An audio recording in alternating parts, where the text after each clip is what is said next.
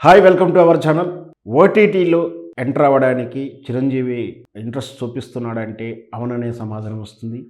మనకు తెలుసు ప్లాట్‌ఫామ్స్‌లో big screen అనేది సిల్వర్ స్క్రీన్ అనేది ఒకటైతే రెండవది శాటిలైట్ ఛానల్స్ ఇప్పుడు కొత్తగా మార్కెట్‌లోకి వచ్చింది. అదే డిజిటల్ ప్లాట్‌ఫామ్, ఓటీటీ ప్లాట్‌ఫామ్. ఈ ఓటీటీ ప్లాట్‌ఫామ్‌లో మంచి మంచి పెద్ద పెద్ద హీరోలు, బాలీవుడ్ హీరోలు అయితేనేమి, మన హీరో వెంకటేష్ కూడా రానా సీరీస్ ద్వారా ఓటీటీలో రాణిస్తున్న సంగతి కూడా మనకు తెలుసు.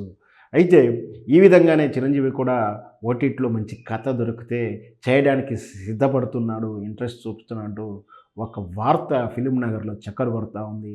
నిజంగా ఇదే ఒకవేళ ఇలాంటి నిర్ణయమే అయితే చిరంజీవి గారిని ఆహ్వానించవచ్చు. ఎందుకంటే తను చేరాల్సిన శిఖరాలు ఆల్రెడీ దాటేశాడు. చేరాల్సిన ఆప్టిమైజ్ లెవెల్స్ వచ్చేసింది.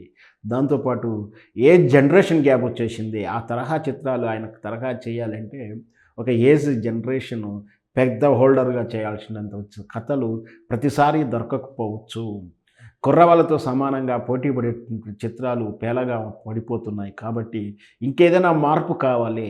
అంటే ఎక్కడైతే గ్యాప్ ఉంటుందో ఇండస్ట్రీలో గ్యాప్ వస్తుందో, ఆ గ్యాప్ తీరులో మనం ఎప్పుడైతే ప్రయోగం చేసి మార్పు అనువర్తనం చెందుతాం అప్పుడు రాణిస్తుంటారు.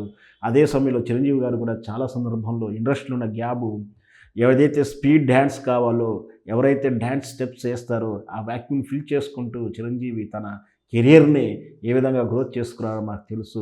అలాగే ఆహ్, ఇప్పుడు చిరంజీవి గారికి ఆ ఏజ్ అంటే తన కుమారులు నెక్స్ట్ జనరేషన్ హీరోలు అయితున్నప్పుడు సబ్జెక్ట్ దొరకడం, ఆయన ఏజ్ తగ్గినట్టు హుందా ఆ క్రేజ్‌కి తగ్గినటువంటి కథ దొరకడం ఇబ్బంది అవుతుంది కాబట్టి ఖచ్చితంగా ఇలాంటి నిర్ణయం తీసుకుంటే వెబ్ సిరీస్‌లో కొంచెం ఫ్రీడమ్ కూడా ఎక్కువుంటుంది.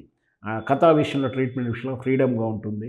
ఒకవేళ అక్కడ యాక్షన్ తరహా సీరియస్ ఏదన్నా క్రైమ్ తరహా ఇన్వెస్టిగేషను అట్లాంటిది ఏదైనా సబ్జెక్ట్ చేసినా కూడా ఓటీటీలో బాగానే క్రేజ్ ఉంటుందని నేను వ్యక్తిగతంగా అభిప్రాయపడుతున్నాను.